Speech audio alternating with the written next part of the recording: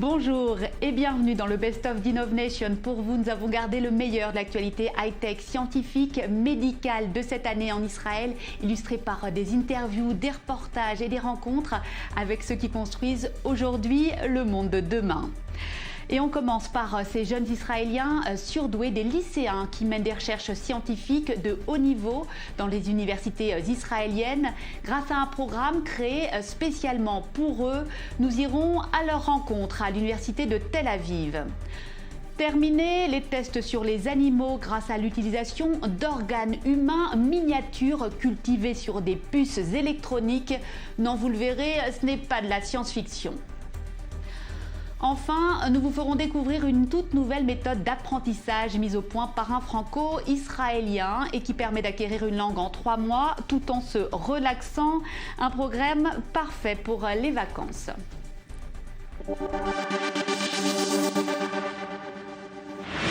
Ils ont 15-16 ans et participent déjà à des recherches scientifiques de très haut niveau. Le programme Alpha pour les surdoués en Israël forme chaque année des centaines de lycéens dans les plus grandes universités du pays.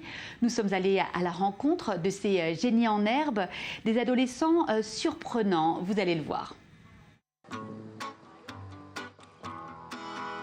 Une fois par mois, Ethan sèche les cours pour se rendre à l'université de Tel Aviv. Je ne suis pas un étudiant, je fais partie du programme Alpha. Ce sont des lycéens qui viennent à la fac, mener des recherches scientifiques au niveau le plus élevé de ce qui se fait aujourd'hui, et ça compte aussi comme une matière pour le bac. Aujourd'hui, la cinquantaine d'élèves va découvrir les instruments utilisés dans un laboratoire de chimie. C'est de la folie, ça veut dire beaucoup de verres brisés et que les paillasses du laboratoire ne ressembleront plus jamais à ce qu'elles ont été. Mais cet intérêt et cette passion, c'est quelque chose qu'on ne voit pas chez les étudiants. Il y a beaucoup de bons étudiants. Très peu sont passionnés. Il n'y a rien de plus agréable d'enseigner à quelqu'un qui est passionné par ce qu'il apprend. La première année, les élèves reçoivent de solides bases scientifiques avant de participer directement à des recherches dans un des laboratoires de l'université. Au bout de 3 ans, ils doivent rendre un mémoire de niveau licence. La vision du programme Alpha est d'escorter ces enfants sur 10 ans. En fait, le donateur a voulu créer un réseau d'enfants surdoués qui seraient les leaders d'Israël en sciences, économie, etc. et qui contribueraient à la stabilité du pays et le mèneraient jusqu'à la prochaine génération.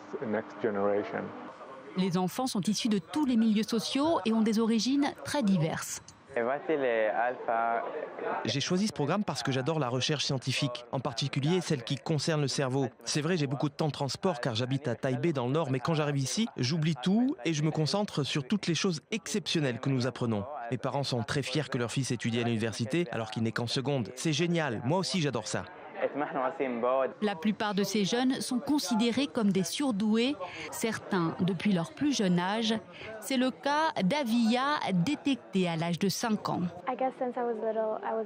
Depuis que je suis toute petite, j'ai toujours été curieuse de tout et quand j'ai entendu parler de ce programme, je me suis dit « ça, c'est fait pour moi ». J'étais très enthousiaste à l'idée de pouvoir participer à des recherches en Israël. C'est très intéressant, j'adore ça. Rina fait partie de la première promotion de ce programme, lancé en 2014. Les résultats de ses recherches ont été publiés dans un magazine scientifique de premier plan et elle a co-inventé un brevet international dans le domaine de la greffe d'organes. J'espère qu'un jour nous pourrons faire croître des organes fonctionnels, cela éliminerait la nécessité d'un marché noir, cela résoudrait d'énormes problèmes et allégerait beaucoup de souffrances. Je pense que la science est considérée comme quelque chose de très froid, exact, mathématique, mais l'impact que la science peut avoir sur l'humanité est incroyable et ne peut être comparé à nul autre. À seulement 18 ans, Rina est déjà citée dans la liste des jeunes de moins de 30 ans les plus prometteurs du magazine Forbes Israël. Une première victoire pour le programme Alpha. Rafraîchissant ces adolescents. Alors, depuis le temps qu'on en rêve, voici enfin une alternative aux tests sur les animaux. C'est un professeur de l'université de Jérusalem, Yaakov Namias, qui a mis au point des organes humains cultivés sur des puces électroniques, des mini-cœurs, des foies, des reins. Alors, cette technologie, en fait, elle permet de tester les médicaments de matière bien plus fiable que les tests sur les animaux. De quoi réconcilier les amis des bêtes et les laboratoires pharmaceutiques. Reportage. Voilà ce qui devrait bientôt remplacer les souris de laboratoire, des organes humains microscopiques placés sur des puces électroniques. Nous parvenons à faire croître des minuscules organes dans chacune des microcavités qui se trouvent ici. Dans chacun de ces 6 bioréacteurs, il y a 9 microcavités qui contiennent un foie humain, un cœur humain, un cerveau humain ou un rein humain. Ces tissus sont minuscules, ils ont la taille d'environ 1/2 millimètre et sont munis de capteurs. Ces capteurs nous permettent de mesurer l'utilisation de l'énergie par la cellule en fonction du temps. Ils permettent de comprendre dans le détail ce qu'il arrive à ces organes quand ils grandissent, se développent ou qu'ils sont exposés à des médicaments. Des mini-organes humains sont déjà cultivés dans plusieurs laboratoires à travers le monde, mais le professeur Yaakov Namias est le premier à avoir muni ces organes de capteurs. L'un de mes étudiants, Mohamed, a construit une puce électronique qui nous permet de faire croître un minuscule cœur et de mesurer son métabolisme, mais aussi son activité électrique. C'est comme de prendre un électrocardiogramme grâce à une puce in vitro et dans une boîte de pétri pendant que le cœur bat. Les chercheurs étudient les effets des médicaments sur les différents organes du corps. Je travaille sur le rein. Je modélise le rein. Donc je réplique une unité fonctionnelle du rein qui s'appelle le tubule proximal. Et je les cultive dans ces petits puits qu'on trouve ici dans le bioréacteur. Et je peux faire des tests de toxicité et voir comment leur métabolisme va changer. Beaucoup d'industries pharmaceutiques sont très intéressées par ces technologies parce que le premier organe touché normalement c'est le foie et après le foie c'est le rein parce qu'on excrète tout ce qu'on ingère. Et c'est un des organes qui est plus susceptible à avoir beaucoup de toxicité après une prise de médicaments. Cette technologie représente une vraie alternative aux tests sur les animaux, de plus en plus contestés et pas seulement par les défenseurs de la cause animale, c'est leur fiabilité qui est remise en cause.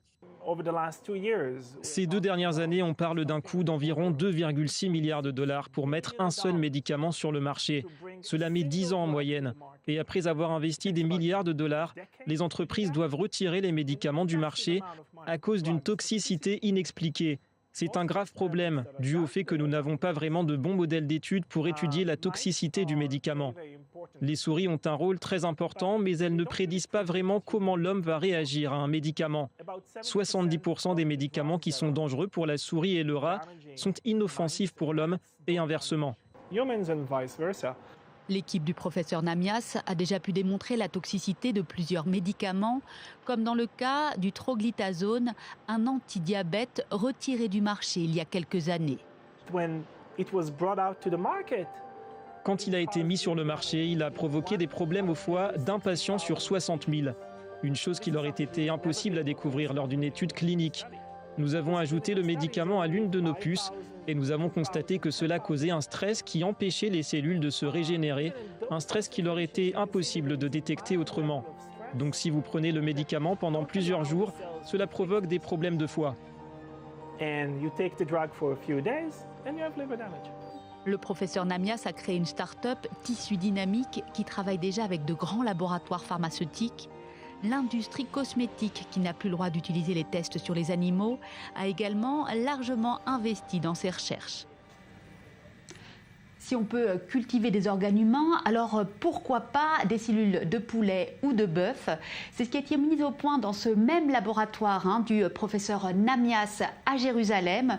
Une viande 100% artificielle et qui devrait bientôt arriver dans nos assiettes. Regardez. Se régaler avec un steak saignant ou une belle entrecôte. Et si ces plats étaient bientôt remplacés par de la viande artificielle? Le professeur Namias cultive déjà depuis plusieurs années de la viande in vitro dans son laboratoire. Nous approchons rapidement du point où nous ne serons plus capables de nourrir 7 à 10 milliards d'individus sur cette planète avec des produits d'origine animale. Pour élever des animaux, il faut 10 fois plus de terrain, 15 fois plus d'eau. Cela représente aussi un grand risque pour notre santé dont nous n'avons pas conscience. Par exemple, nous utilisons de larges quantités d'antibiotiques. 90% des antibiotiques dans le monde sont utilisés pour l'élevage du bétail et des poulets. Et cela accroît la résistance des bactéries aux antibiotiques. Le premier burger artificiel a été conçu il y a 5 ans par un chercheur néerlandais. Son coût, 3 millions de dollars le kilo. Le défi est maintenant de produire de la viande synthétique à un prix abordable. Dans ce bioréacteur, les cellules flottent en suspension. Elles croient et grandissent pendant que nous les mixons continuellement avec de l'oxygène et des nutriments. Avec cette technologie, on peut obtenir 1 à 2 millions de cellules par millilitre, soit 10 à 20 fois plus qu'avec une boîte pétrie. Grâce à ces bioréacteurs, nous produisons à un coût de $80 le kilo. Et nous espérons parvenir à $8 le kilo d'ici la fin de l'année. Un des plus grands producteurs de viande américains et un important producteur israélien viennent d'investir plusieurs millions de dollars dans Future Meat Technology, la start-up lancée par le professeur Namias. L'idée est de mettre sur le marché la première viande artificielle produite en quantité industrielle d'ici 2019 ou 2020. Les entreprises leaders sur le marché de la viande ont réalisé qu'il y a une limite au nombre de vaches et de poules qu'elles peuvent élever, avec des ressources limitées en terrain et en eau. Elles ont conscience qu'elles font face à un problème, avec une demande de viande en constante augmentation. Reste à convaincre le public. Pour cela, le chercheur mise sur le goût. La graisse donne à la viande son goût et son arôme. En coulant sur les braises du barbecue, la graisse produit ces hydrocarbures aromatiques que nous apprécions tant. C'est l'odeur de la viande grillée. Nous produisons cette graisse dans notre laboratoire. Nous avons trouvé le moyen de prendre des cellules et de les faire croître en grande quantité sans aucune modification génétique. Et cela sans porter atteinte en aucune manière aux animaux. Le professeur Namias a confié à Uri Navon, le chef d'un des restaurants les plus cotés de Jérusalem, le Mahne Yehuda, le soin d'élaborer une recette à base de viande artificielle. Elle devrait être au menu du restaurant d'ici la fin de l'année. Ces animaux, eux, ont très mauvaise réputation au point d'avoir inspiré la légende des vampires. Les chauves-souris sont pourtant des animaux sociables, dotés d'un langage complexe, et une équipe de chercheurs israéliens affirme même que leur apprentissage du langage serait similaire à celle de l'homme. Notre reporter Léa Berdugo a mené l'enquête à l'université de Tel Aviv, où sont menées les recherches. Depuis plus de 15 ans, le docteur Yossi Yovel et son équipe étudient le système nerveux des chauves-souris et conduisent les recherches les plus développées au monde dans ce domaine. La chauve-souris est un animal aux capacités exceptionnelles. Ce n'est pas pour rien qu'un super-héros, Batman, porte son nom. Tout d'abord, il s'agit de l'un des plus petits mammifères au monde, le seul à savoir voler, et avec le dauphin, le seul mammifère à être équipé d'un sonar qui lui permet d'avoir des informations précises sur son environnement. Mais c'est sur les capacités des chauves-souris à développer un langage que les recherches du docteur Yovel sont les plus surprenantes. Suivez-moi, je vous propose d'en savoir un peu plus sur ce drôle de volatile. Yossi Yovel, bonjour. Bonjour.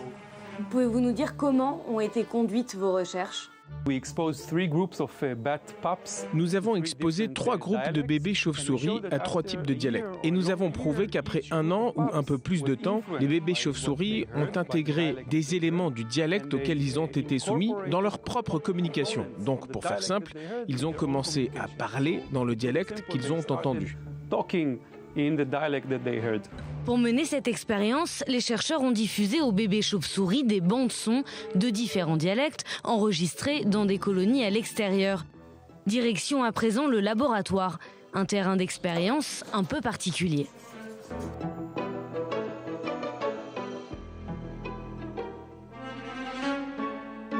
We're in one of our captive bat colonies. Nous sommes dans une de nos colonies de chauves-souris captives. Ici, nous étudions leur dynamique sociale, leurs interactions.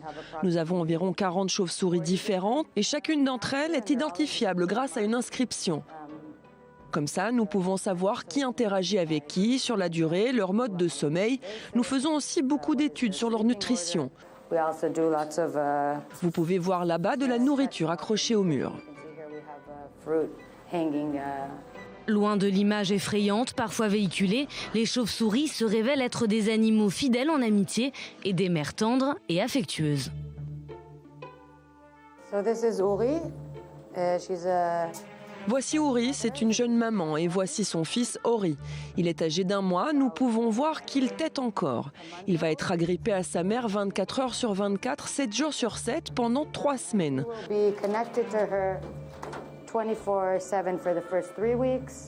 Ensuite, dans la nature, on observe que la mère laisse parfois le petit dans un arbre, vole, mange, collecte des fruits, puis le ramène à la maison. C'est à ce moment-là que le petit commence à voler pour la première fois. Il apprend à repérer des arbres et à naviguer de la cave aux arbres fruitiers.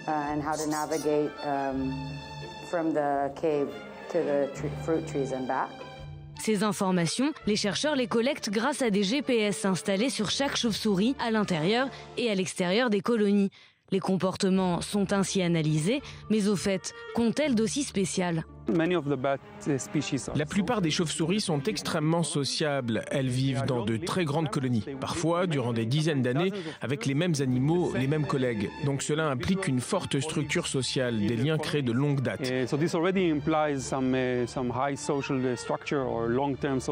En plus de cela, la majorité de la communication est vocale. Imaginez-les pendues dans une cave, dans le noir. Elles ont besoin de communiquer d'une certaine manière. Elles ne peuvent pas utiliser la vue, donc elles comptent sur les vocalisations. Grâce à leur meilleur ambassadeur, Batman, les chauves-souris ont été magnifiées à l'écran. Elles restent des mammifères aux capacités exceptionnelles, équipées d'organes surprenants tels que le sonar, à faire pâlir d'envie n'importe quel ingénieur. Et on passe maintenant à notre rubrique consacrée aux startups israéliennes. Après les tests de dépistage du sida à faire à la maison, voici Yo, un appareil qui permet de tester la qualité de son sperme à domicile sans avoir à passer par la case docteur. L'entreprise à l'origine de l'application est basée à Césarée, à 50 km au nord de Tel Aviv. Quand un couple rencontre des difficultés à avoir un enfant, dans la moitié des cas, c'est l'homme qui est infertile. L'application Yo permet de tester la qualité et la vitesse de son sperme sans avoir à bouger de la maison. Nous avons mis 4 ans à développer ce produit afin que n'importe qui puisse l'utiliser de façon très simple et obtenir un résultat fiable, sans avoir aucune expérience scientifique ou médicale. Ce qui était le plus important pour nous, c'était de mettre en évidence la quantité de sperme mobile, car comme vous le savez, il faut du sperme mobile pour féconder un ovule. C'est comme ça que nous avons éclipsé la concurrence.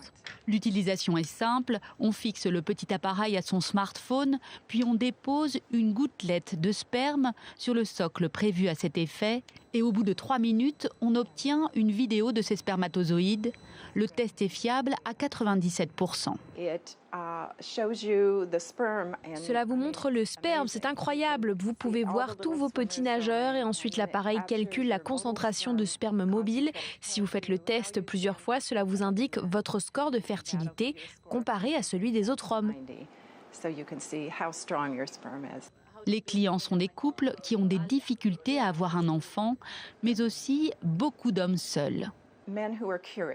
Ils sont curieux de connaître leur niveau de fertilité, soit parce qu'ils ont consommé des drogues ou parce qu'ils tentent d'améliorer leur santé en perdant du poids ou en arrêtant de fumer. Ils savent qu'ils ont une concentration basse de spermatozoïdes et veulent voir s'il y a une amélioration. Le sperme est un indicateur de bonne santé. Ce que nous espérons, c'est que les hommes vont prendre leurs responsabilités et utiliser le test pour constater les conséquences de leur mode de vie sur leur santé afin de pouvoir devenir fertiles et avoir des enfants. L'application Yo est aujourd'hui disponible dans le monde entier. Nous avons commencé à diffuser nos produits en Inde et c'est un pays où les hommes avaient de terribles difficultés à fournir un échantillon de sperme aux médecins. C'est culturel, donc ils sont très intéressés par un test qu'on puisse faire à la maison. Les tests sont vendus au prix d'environ 50 € les deux. Que faire en cas de mauvaise nouvelle ? D'abord un second test puisque la qualité du sperme varie au cours du temps. Une équipe chez Yo est dédiée aux questions des utilisateurs inquiets qui sont généralement dirigés vers leur médecin. Autre start-up prometteuse, Flytrek propose un service de livraison par drone. C'est un peu le petit poussé aux côtés de géants comme Amazon, Google, Alibaba, qui se livrent une concurrence acharnée dans ce domaine. Mais les services de Flytrek sont déjà une réalité en Islande et au Costa Rica. Reportage.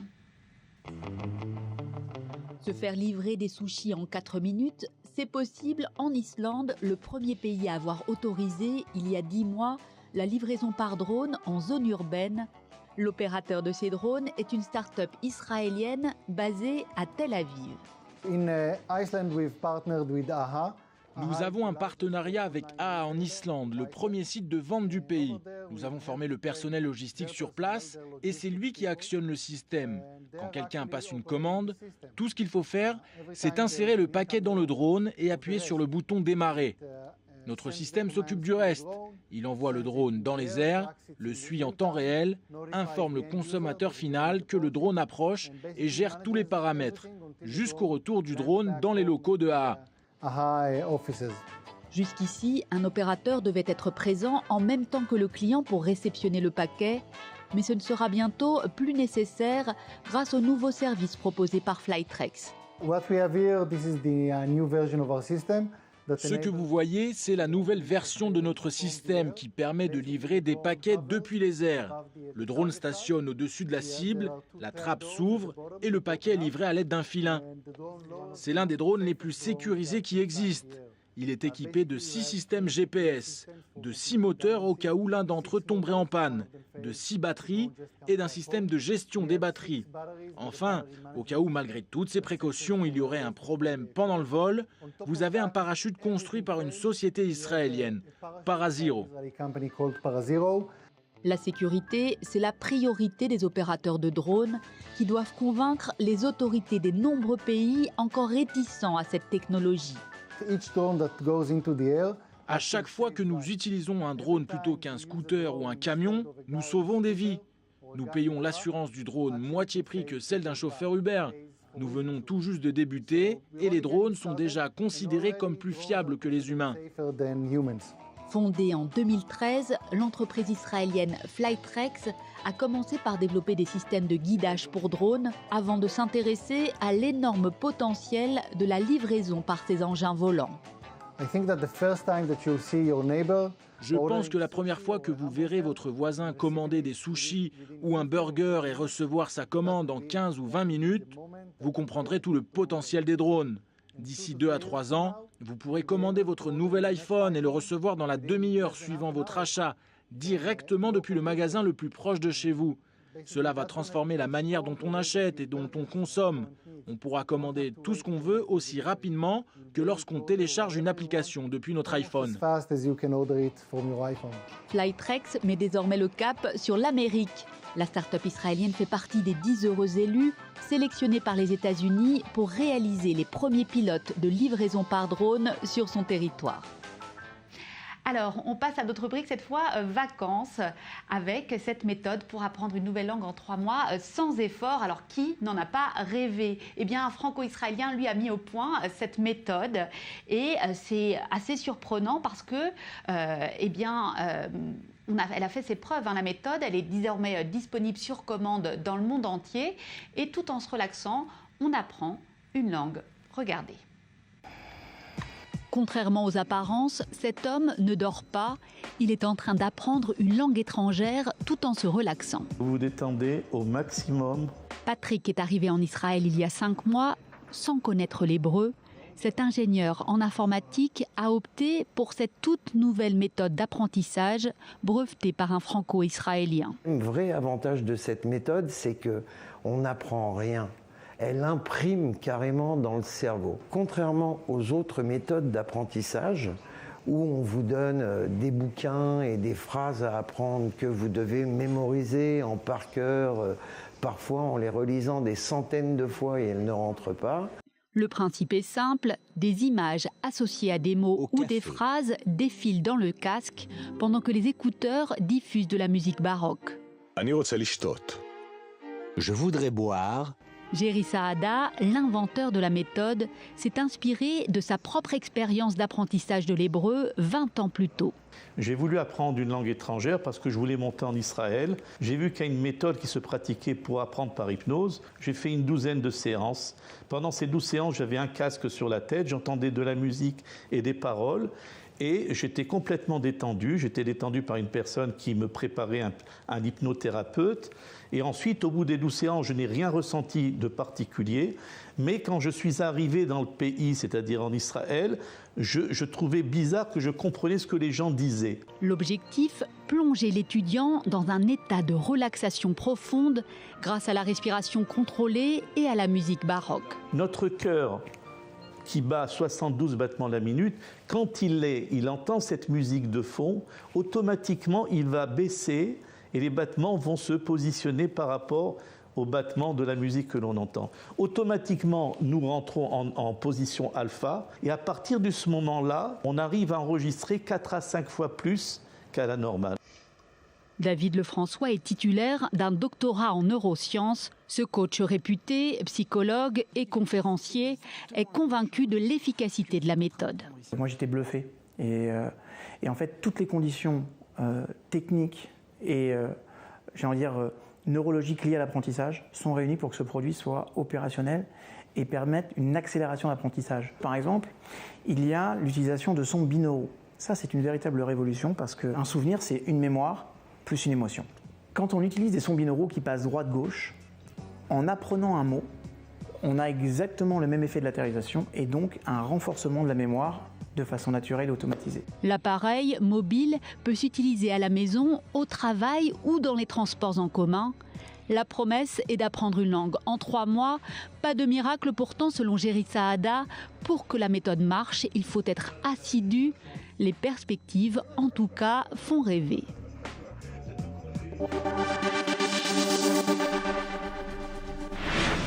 Et voilà, tout un programme pour vos vacances d'été. Le Best of d'Innovation, c'est terminé pour aujourd'hui. Vous pourrez le retrouver sur notre site www.i24news.tv.fr. Et nous, on se revoit très très vite pour un prochain épisode. En attendant, restez curieux.